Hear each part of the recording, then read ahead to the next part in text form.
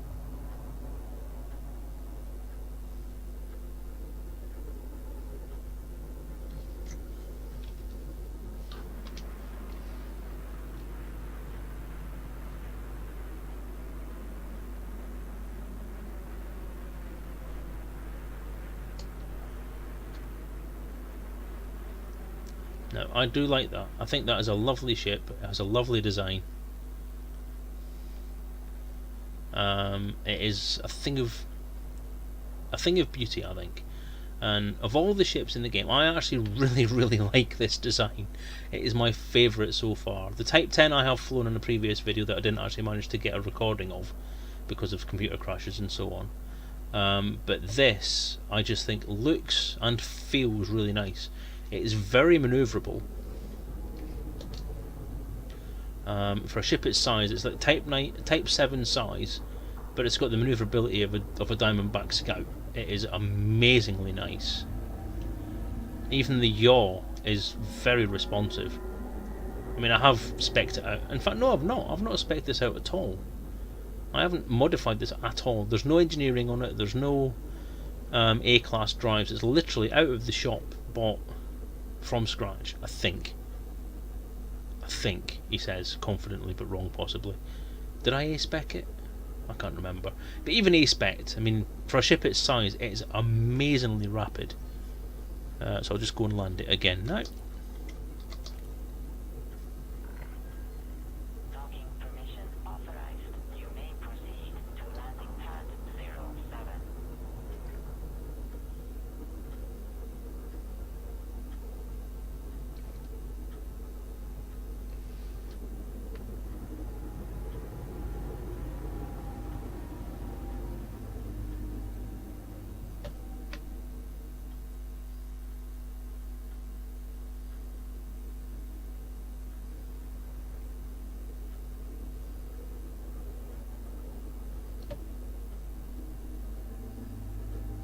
For some reason, sorry, but for some reason I was descending really quickly there.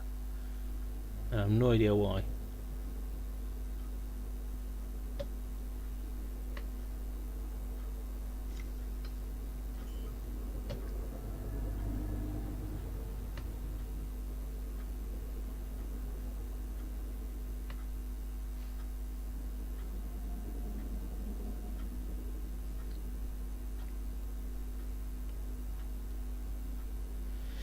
So, yeah, so it's a lovely ship to fly. It's fast, it's manoeuvrable, it's pretty as hell.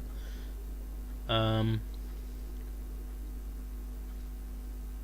I do like it. I love it, in fact. And once I get back into the main game, once I've got to Colonia and back, this is what I'm going to be getting myself. I'm going to be grabbing me one of these bad boys. It is beautiful. I also like the sound aspect of it as well. The fact that it does have this slightly different sound that is quite evocative of Thargoid, of Thargoid engines, makes me wonder whether the Alliance involvement in this is potentially indicative of the Alliance being involved with the Thargoids in some way. It's an interesting concept, and I think it'd be an interesting plot point if it is. But it's interesting that this has come out with this release, when obviously the things are starting to really kick off with the Thargoid presence, because I'm quite interested to see where that goes. But in case of this concept, then I'm quite interested to see where it goes. It is interesting to me. So, okay, back to the list of stuff. So the Chieftain as a ship is lovely, absolutely gorgeous, highly recommended, and I think it's going to be the go-to ship in future. And it's interesting. It'd be interesting to see where it falls and where it becomes a support ship. Watch the stream from this evening's proper actual stream. It'll be on YouTube. It'll be on YouTube after I've posted this one, and you'll see kind of. You'll hear kind of where I think this may go, and where I think it would fit perfectly into the canon, into the lore. So we also have a second seat on the keelback to support multi-crew, which is a very good thing, because obviously the keelback has the ability to carry fighters, and having that second seat just is going to be nice for a ship that size to have a second seat. And the functionality that it's got already is making me like the keelback a little bit more, because quite frankly I thought it was a bit of a cop-out in terms of what it is. It's basically a Type 6 with some engine pods on the side and a bit more capacity inside it to carry a fighter. That's basically it. But I think with the addition of that multi-cruise seat, it's going to give it a little bit more flexibility and a little bit more of a personality of its own. It needs to have a shape that's more independent rather than being a development of the Type 6. But that additional crew member makes it a little bit different and makes it more of a ship in its own right. So I think it gives it a little bit more appeal to me for a start. Okay, trade data and Galaxy Map. The Galaxy Map now has a lot more options on it. Guardian and Thargoid sites and filtering by station services being the two main things. As far as I'm concerned, I mean, filtering by station services means that you can filter by what station has a shipyard, what station has outfitting options, and whatever else could be on there, which is a very, very good addition, because it means that flying around it's going to be a little bit more impressive if you want to go for a specific thing.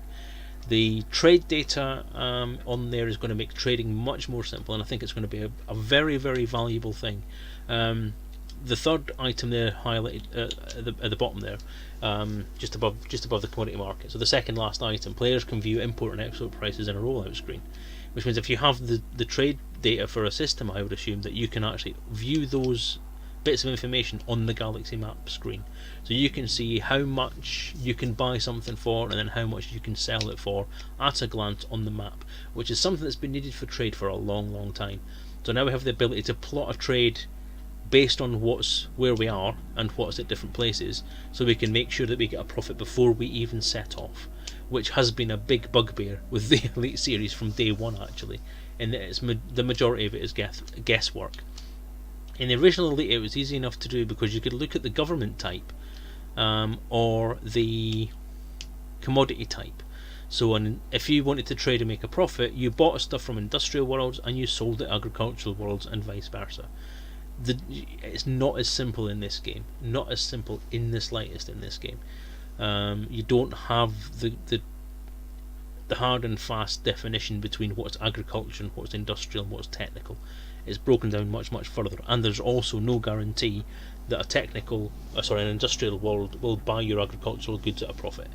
So you need something more that's going to give you that information other than just the third-party trade tools. There is now, obviously, with this functionality, the viewing import and export prices, that may be the deal maker as far as including that stuff into the game. So you don't need third-party tools anymore, which is a bit of a blow for the third-party tool makers. It may mean that they are going to lose some support. Because the thing is, it's taken 4 years for Frontier to work out that there is a need for this. They've relied on third-party content makers to do this so far, and now they've put it into the game after this long. It's good. It's a little late, but it's good that it's finally in there. So well done. Well done. I just hope that this doesn't mean the content creators out there are going to get pushed to one side because now it's in game. I'm hoping that's not going to be the case, because those people are the life and soul of what makes the Elite community awesome. Engineers, new types of engineers. So we have material traders. We have more people out there. We have a new engineer called the Dweller, who's that's basically the place where I'm docked with the Chieftain at the moment. Is the Dweller's base, where he has his fingers in many, many pies. I don't know if he's going to be as expandable as he currently is. I would assume that he is, but obviously you'll need to get the stuff you need to get to make him work, and I can't find the stuff he needs even in the beta at the moment, so I'm probably not doing it right. But yes, there's a new engineer, some more stuff you can get done. You have much more control over what you can do with the outfitting and with the stuff you can do. You also have the ability to use a blueprint yourself without going to an engineer. So you can, as it says, players can convert and modify their older modules' weapons before this update. So you have the ability to upgrade your original stuff. And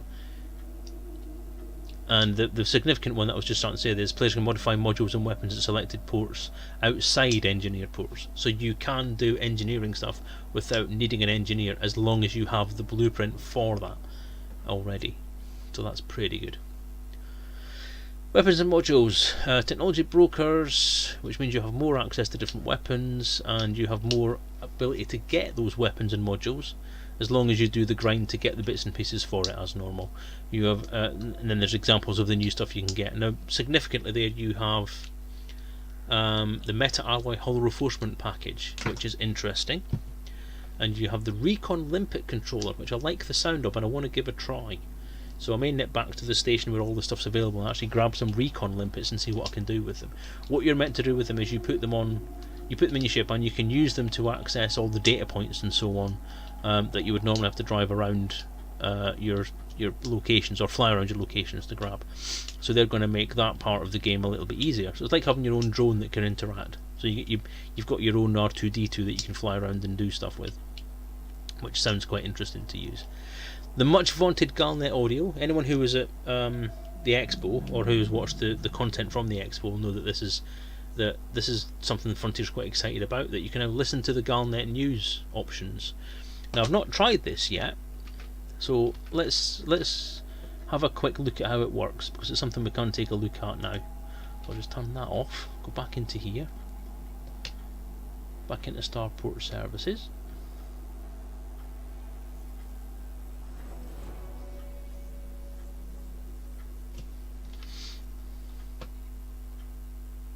Actually, we don't need to be in that, do we? We forgot, you know. It's actually a shipboard function.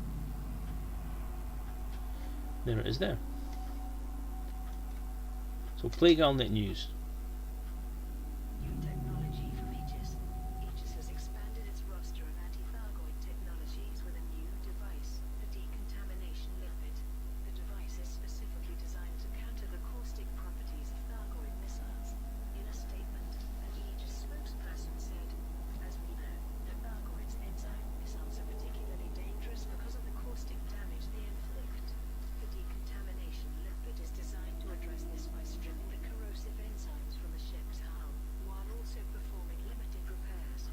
We have rigorously field tested the device and are confident that it will give pilots a distinct defensive advantage. The decontamination lipid can be purchased for planetary bases with military, high-tech, refinery, industrial, or extraction-level economies." Thargoid. Oh, there you go. That actually answers the question I had earlier, which is interesting. How do you deal with the scouts and what they've done to your ship? So there's a decontamination limpet you can use in these situations to remove the caustic ability of those shots from the new scouts and try not to die. So that's useful. Yay. Okay. So that's good. I think that's going to be an interesting addition. I'm not overly keen on the Galnet stuff, but as I've just proved to myself there, it can be quite useful. Installation megaship interactions, data link scanners, scan several revealed targets to uncover sub-targets, so much more data link scanner usage and more usability. So they've expanded on the functionality of that quite a lot. Recon limpets, as it says there, for activating the terminals and so on these places. And you can interact with megaships much more openly. So hatchbreaker limpets can now be used on megaships and all the other bits and pieces that you see there. So it's good that megaship interactions are going to be improved. I like that concept because it's not something I've done much of, but it is something I want to do in the future. Surface material system. So this is the big thing for the explorers, and the big thing that I'm excited about as far as the way that I play the game, which is I tend to fly quite a lot around exploring. So I do discoveries and trying to map things and doing the road to riches and doing the voyage to Cologne and all that kind of stuff. In terms of being able to find somewhere nice to land at the end of streams or just doing the things I'm doing, having some more variety to the stuff that I'm seeing in space would be useful. So this is the first step towards doing that kind of thing, is they're overhauling the surface material for rocky, high metal content and metal rich planets. This means that the whole list of stuff basically means that they're revamping all of the landable planets especially, but the majority of the ones that you can scan and make money from apart from atmospheric worlds, to give them more of an idea what you will find on them if you land and try to explore with an SRV. So the colour coding will be indicative of what is actually on that planet. Nobody knows as of yet what the coloration will actually indicate, but it is there. So Quality of life stuff, so synthesis for the new technology broker, synthesis for AX weapons, so we can create all these stuff ourselves now. Cockpit voice assistant, we now have a male version as well as Verity, who, incidentally, which is something that's been missed out, Verity is now officially named as Verity in the game, rather than being just the name of the HCS voice packs. So that's a nice thing, that a third-party supplier of note has been deemed worthy enough to have their content made canon. So Verity is now officially the name of the in-flight computer. Now you can, in the game, obviously check this. Where is it you can do it? Is it in the options? Audio.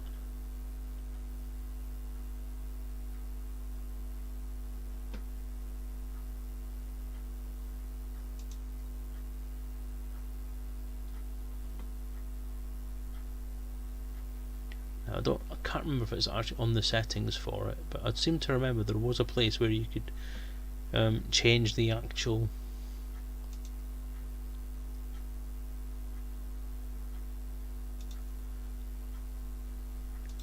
Nope, it's not there. It must actually be in the ship itself. Continues. Reeds rest in Maro and Obsidian Orbital in Maya are the latest starports to be targeted by the Thargoid. Told you to shush.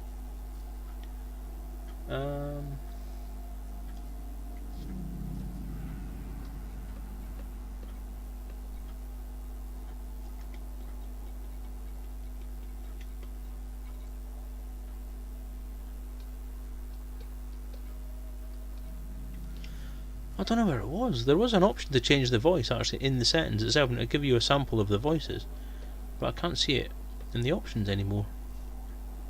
Oh well, it must be there somewhere anyway. I'll go back to what I was looking at. So yes, you have the new voice. So you have Victor, the male version of your in-flight pilot assistant thing. Now an interesting one for those who boost quite a lot, which would be included. Increased manoeuvrability benefits when boosting. So if your eng pips are on full, possibly, then you get more manoeuvrability, which is a very, very good thing. Which may explain why there's more manoeuvrability on the Chieftain than I've seen before in boost. Although I've not really looked at that too much. You've option to choose how flight controllers address you, which is still limited, because it's still limited to the first 3 letters of everything. So you can have them commander name, or ship ID. But with the first 3 letters. So in my case, the ship ID for the Chieftain is WTF. So WTF-73. So that would be, it's still Lacon, Whiskey Tango Foxtrot for the Chieftain. Commander name obviously Selezen. It would be SEL. So Sierra Echo Lima. Lacon Sierra Echo Lima. Ship name, whatever it is. So again, the first 3 letters of everything. So it's a start, but it would be, they have the facility to do synthesis of voices or synthesis of words. They've proved that with the Galnet audio thing. So I'm hoping they're working towards that, because it would be a lot better than the slightly impersonal ship maker option. So you can ignore certain target types. Inventory quantity of materials targeted, material storage caps, which I'm not pleased with, but it makes logical sense. It seems to mean that when you're collecting materials from either space or from surfaces, that you have an ultimate limit that you can reach. Makes sense to have that, it's fine. Increased rewards at search and rescue, which is good, because I think search and rescue should give you a good reward. New high value supercruise targets for pirates to raid. Nice. Commander Journal updates. Now this is what I was talking about earlier. MISC features large number of Commander Journal updates. This is why HCS doesn't work anymore with the journals. It needs to be updated to cope with these new changes, and it's a bit of a shame that Frontier didn't actually push that out to HCS to do something with before the last lot of updates came out, which is a bit of a shame. Either that or they have and they just haven't implemented it yet or sent it out. Consoles have language support added for consoles and new achievements. Awesome. Right, bug fixes I'm not going to go into because that is a huge list. My suggestion to you is to go to that page, have a look through that. I'll skim through it quickly for the sake of completeness. Audio issues. dark background and stuff. Controls, fix some controller stuff, which is good. So PS4 controls will work better on a PC now, which is a good thing. Fix an issue engine of bases not always to occupy the top position in your contacts panel. Galaxy map, inconsistent system data, state field, galaxy map spun with mouse, which is nice. Fixed texture pop. Yeah, so it's just bugs, isn't it? There's nothing really there that's mind shattering, or game shattering essentially.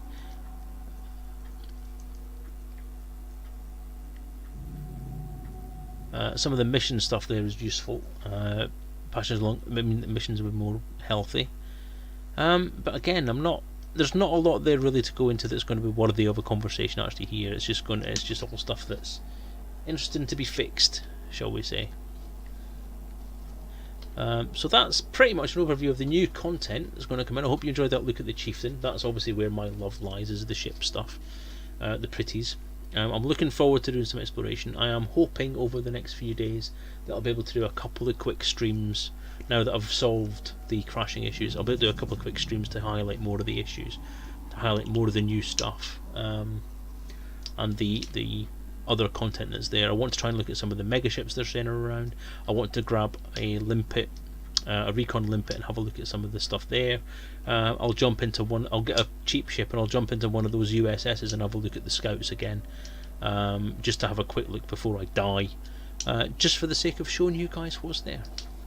So that's it for this abridged emergency look at the beta, as I managed to fail to do in this evening's stream. I hope you enjoy it. Please check out the other stream as well, the actual stream recording as well, because it is, oh pardon me, it is quite fun if you like lore. It's very, very lore-tastic. As I say, the chat guys decided what was being talked about tonight, and we've had an awesome time. I really enjoyed it, to be honest. I get to display my passion and my love for this game and its universe, which is always a good thing to do. So yeah, I hope you enjoyed that look at it. I hope you will come back and watch again at some point. I will be on, if the beta is still going next Monday, then hopefully Dangerous Monday next week will revolve more around the beta, and hopefully less on lore. But we'll see what the chat people say, because as I've said, I do these streams and I do this channel. Any elite stuff I do is usually because of the guys on chat, and I do it for the conversational aspects. So any stream that I do will be dictated by whatever is said in chat, pretty much. It's a conversation after all, and that's why they follow it. So I hope you enjoyed that. Take care of yourselves. Oops, what the hell. Take care of yourselves, and I'll see you again soon.